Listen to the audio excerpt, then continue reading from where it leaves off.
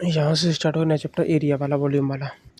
तो एरिया ज्ञात करने के लिए जो फॉर्मूला होता है मिड ऑर्डिनेट रूल, वो क्या होता है? मिड ऑर्डिनेट रूल होता है एरिया बराबर O1 जीरो मान लो, चलो 01 02 03 0n तक इंटू डी, या L is equal to N D. यहाँ पर L is equal to N D लेते हैं और डी बराबर क्या हो जाएगा? L upon N. तीनों का याद रखना है। एरिया ज्ञात करने का फॉर्मूला ये होता है 01 02 03 0n इंटू डी। ठीक, यहाँ पर पूरे को मान लेंगे n, इसको 01 से 0n तक इस n मान लेंगे, इंटू डी से मल्टीप्लाई कर देंगे। ठीक है, और यहाँ पर अगर डी इधर लेके आएंगे तो L अपॉन एन हो जाएगा। तीनों कंडीशन में आती हैं। एवरेज ऑर्डिनेट रूल क्या होता है एरिया ज्ञात करने का? तो 01 00 01 02 0n upon n plus 1 into L. ठीक है, नीचे क्या रहता है? एवरेज ऑर्डिनेट रूल में नीचे n प्लस 1 रहता है, ऊपर की शुरुआत होती है 0 से 0n तक। ट्रेपेजॉइडल रूल, ट्रेपेजॉइडल रूल का एरिया ज्ञात करने के लिए क्या करते हैं? 00 प्लस 0n/2 एक कोष्टक में हो गया, फिर 01 02 03 से 0n-1 तक इंटू डी, रटना पड़ेगा आराम से। ठीक है, सिम्पसन रूल, सिम्पसन रूल तभी लागू होता है जब एरिया सम संख्या में हो तथा ऑफसेट विषम संख्या में हो। सिम्पसन रूल के लिए कंडीशन यही है कि एरिया तो सम संख्या में हो, ऑफसेट विषम संख्या में हो। सिम्पसन रूल अधिक प्रसिद्ध तब होगा जब दोनों ऑफसेट के मध्य सीमा कर्व्ड रूप में होती है। सिम्पसन रूल अधिक प्रसिद्ध तभी होता है जब दोनों ऑफसेट के मध्य में जो सीमा है ना, वो कर्व्ड शेप में होती है। सिम्पसन रूल से एरिया ज्ञात करने का फॉर्मूला क्या होता है? dy/3 कोष्टक में 01 प्लस 0n प्लस 4, फिर अंदर सम संख्या 02 04 ऐसे करके, प्लस 2 कोष्टक में विषम संख्या 03 05। या हिंदी में देख लो, dy/3 कोष्टक में प्रथम प्लस अंतिम कोटि अंकों का जोड़, प्लस 4 कोष्टक में सभी सम संख्याओं का जोड़, प्लस 2 कोष्टक में सभी विषम संख्याओं का योग। अब है पार्श्व पहाड़ी दो स्तर खंडों या आंशिक भराव व आंशिक कटाव में हो। लेटरल पहाड़ी दो स्तर खंडों या आंशिक भराव आंशिक कटाव में हो, तब उस कंडीशन में एरिया कैसे निकालते हैं? तो पहले निकालेंगे A1, ये होता है B/2 प्लस MH का स्क्वायर अपॉन 2 कोष्टक में M-N। A2 कैसे निकालेंगे? B/2 या माइनस हो जाएगा बस, ऊपर माइनस MH, नीचे भी माइनस रहेगा, 2 कोष्टक में M-2 इंटू स्क्वायर। ठीक है, तो फिर नेक्स्ट है लेवल सेक्शन। एरिया ज्ञात करने का लेवल सेक्शन मेथड क्या होता है? तो एरिया बराबर कोष्टक में B plus NH into H। अब है प्रिज्मोडियल फार्मूला, प्रिज्मोडियल फार्मूला देख लेते हैं।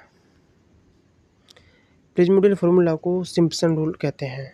इसका रिजल्ट ट्रेपेजॉइडल फार्मूले के रिजल्ट से कम होता है। ठीक है, इसको सिम्पसन रूल कहते हैं, इसका रिजल्ट ट्रेपेजॉइडल फार्मूले के रिजल्ट से कम होता है। ट्रेपेजॉइडल फार्मूला क्या है? देखो, ट्रेपेजॉइडल फार्मूले से वॉल्यूम ज्ञात करते हैं। वॉल्यूम बराबर क्या होगा? A1 plus AN/2 A1 plus AN/2 plus A2 A3 dot AN-1 into H। ठीक, इसे एवरेज एंड एरिया मेथड भी कहते हैं। ट्रेपेजॉइडल फार्मूले को क्या कहते हैं? Average and area method. अब है प्रिज्मोडियल करेक्शन। प्रिज्मोडियल करेक्शन का फॉर्मूला होता है D इंटू N/6 कोष्टक में H1 माइनस H2 का स्क्वायर। प्रिज्मोडियल फार्मूला क्या आता है? नीचे 6 आता है, DN/6 कोष्टक में H1 माइनस H2 का स्क्वायर। अब यहाँ से कंटूर स्टार्ट हो गया। एक ही उच्चता के विभिन्न बिंदुओं को मिलाने वाली काल्पनिक रेखा को समुच्च रेखा कहते हैं। समुच्च रेखा के उद्देश्य क्या है? क्षेत्र की प्रकृति जैसे समतल, ऊबड़ खाबड़, ठीक है, इसको ज्ञात किया जाता है। इंजीनियरिंग कार्यों जैसे बांध, जलाशय, इसके लिए उपयुक्त स्थान का पता लगाया जाता है कंटूर से। और वाहनों, जलाशयों, सीवर लाइनों, तो नहरों, जलाशयों, सीवर लाइनों को बिछाने में, क्षेत्र में ढाल ज्ञात करने में इसका यूज़ किया जाता है। दो क्रमागत समोच्च रेखाओं के बीच की वर्टिकल डिस्टेंस कंटूर इंटरवल कहलाती है। दो क्रमागत समोच्च रेखाओं के बीच की वर्टिकल डिस्टेंस कंटूर इंटरवल कहलाती है। किसी कंटूर मैप के लिए समोच्च रेखांतर का मान होता है कांस्टेंट। किसी कंटूर मैप के लिए समोच्च रेखांतर का मान होता है कांस्टेंट। नेक्स्ट, समतल क्षेत्रों में समोच्च रेखांतर का मान कम होता है। समतल क्षेत्रों में समोच्च रेखांतर का मान कम होता है। पहाड़ी व ऊबड़ खाबड़ क्षेत्रों में समोच्च रेखांतर का मान अधिक होता है।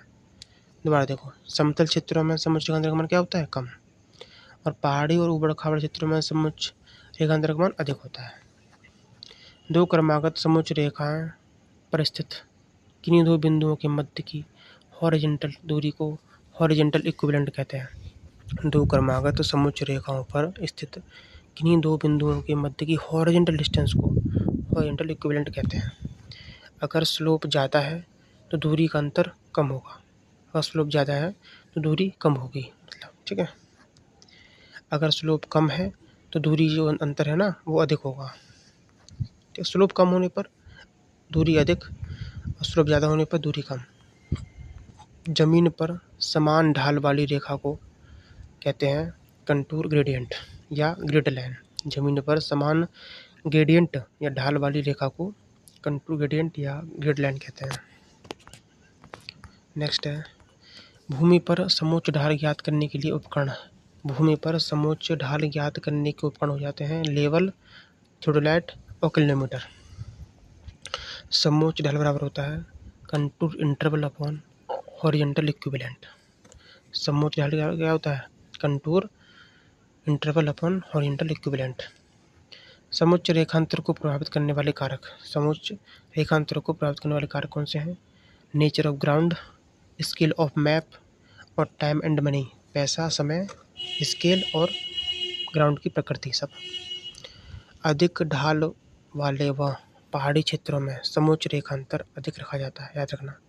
अधिक ढाल वाले व पहाड़ी क्षेत्रों में समोच्च रेखांतर अधिक रखा जाता है, अन्यथा समोच्च रेखाएं बहुत पास पास आ जाएंगी। फ्लैट ग्राउंड के लिए समोच्च रेखांतर कम रखा जाता है। फ्लैट ग्राउंड के लिए समोच्च अंतराल जो है कम रखा जाता है, जबकि अंडुलेटिंग ग्राउंड के लिए ज़्यादा रखा जाता है। टोपोग्राफिक मैप में समोच्च रेखांतर अधिक रखा जाता है। रट लेना सबको, टोपोग्राफिक मैप में समोच्च रेखांतर अधिक होता है। नेक्स्ट, कंटूर इंटरवल इन्वर्सली होता है फ्लैटनेस के, ठीक है। समोच्च अंतराल बराबर समोच्च अंतराल स्केल के व्युत्क्रमानुपाती होता है। कंटूर इंटरवल स्केल के व्युत्क्रमानुपाती होता है। स्मॉल स्केल के लिए समोच्च अंतराल अधिक, जबकि लार्ज स्केल के लिए समोच्च अंतराल कम होता है। उसका अपोजिट होता है ना भाई, समोच्च अंतराल जो है कंटूर इंटरवल जो है स्केल के अपोजिट होता है। छोटे तथा महत्वपूर्ण कार्यों के लिए समोच्च अंतराल कम रखा जाता है, बड़े और महत्वपूर्ण कार्यों के लिए समोच्च अंतराल ज़्यादा रखा जाता है।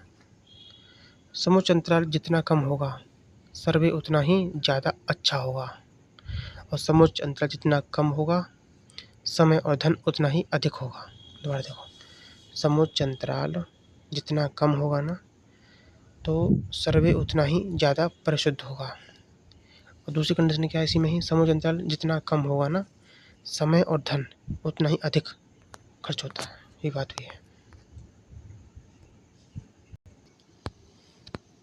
यहाँ देखो, इस चार्ट को थोड़ा सा, इस चार्ट को पढ़ने में दिक्कत हो सकती है, मतलब डाटा इसमें है, देखो समझो। यहाँ पर तीन चीज़ें हैं, एक बड़ा स्केल, एक मध्यम स्केल, एक छोटा स्केल, ठीक है। तीन स्केल लिए गए हैं और तीनों स्केलों के हिसाब से आपको इधर भूमि सतह दे रखी है, भूमि का प्रकार दे रखा है, सपाट भूमि, ऊबड़ खाबड़ भूमि और पहाड़ी इलाका। इन सब के लिए आपको कंटूर इंटरवल बताना है।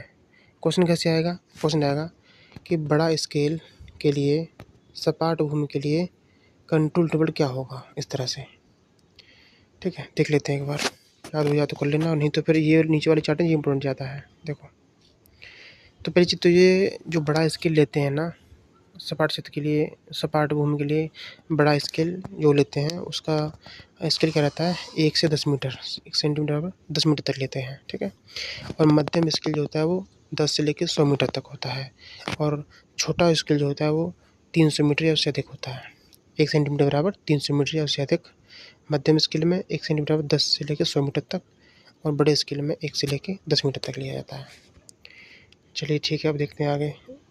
अब देखो, सपाट भूमि अगर सपाट है उस कंडीशन में आपका जो कंटूर इंटरवल होगा बड़े स्केल के लिए 0.2 से 0.5, मध्यम के लिए 0.5 से 1, और इतने छोटे के लिए 1 से 3। देखो 0.2 से 0.5, 0.5 से 1, 1 से 3, इस क्रम से है। ठीक है।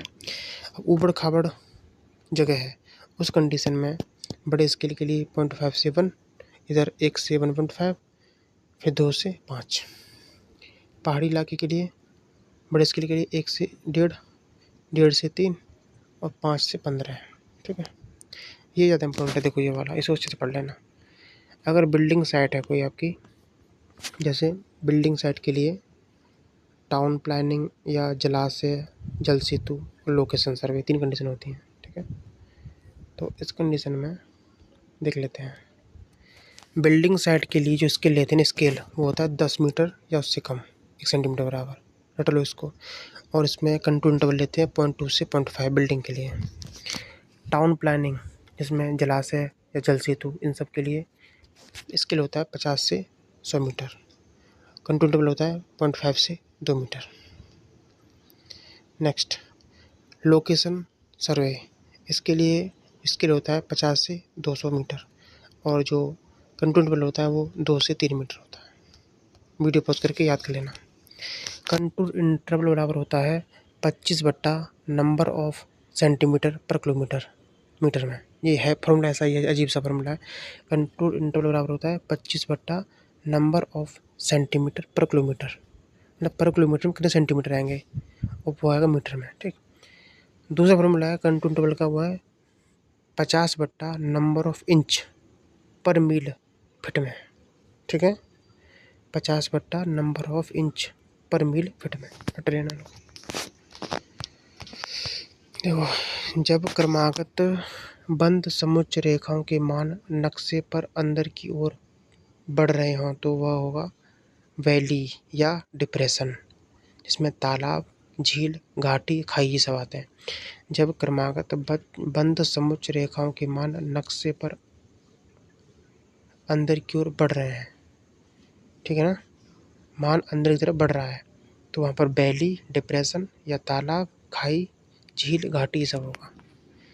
नेक्स्ट, जब दो टीले या रिज एक दूसरे के निकट आ जाते हैं तो उनके मध्य सैडल प्रकार का स्थान बनता है, जिसे समुच्च रेखाओं के फोरसेट से प्रदर्शित किया जाता है। पढ़ लेना इसको। ठीक है, यदि समुच्च रेखा परस्पर समांतर है, भाई समुच्च रेखा परस्पर समांतर है अर्थात उनके मध्य क्षैतिज दूरी समान है, तो ऐसी रेखाओं को कहते हैं यूनिफॉर्म स्लोप।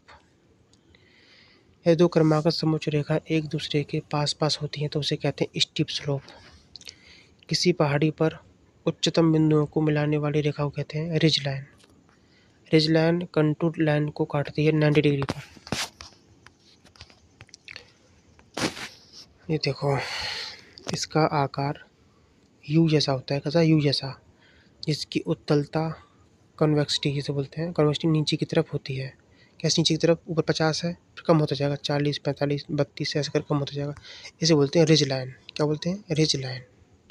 रिज लाइन कैसी होती है, यू आकार की होती है, और इसकी कन्वेक्सिटी नीचे की तरफ घटती जाती है।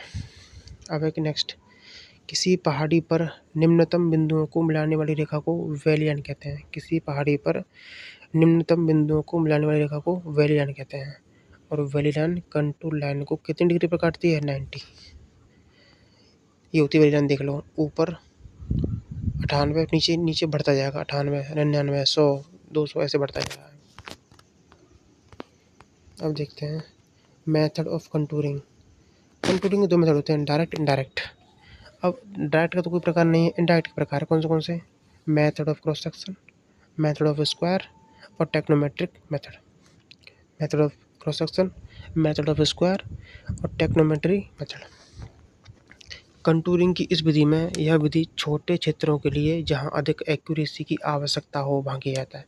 भाई कंटूरिंग की ऐसी विधि जहां पर जिसको बहुत छोटे क्षेत्रों के लिए किया जाता है, जहां एक्यूरेसी की अधिक आवश्यकता होती है। ठीक है, और इस विधि में टाइम अधिक लगता है, इसे कहते हैं डायरेक्ट मेथड कंटूरिंग का।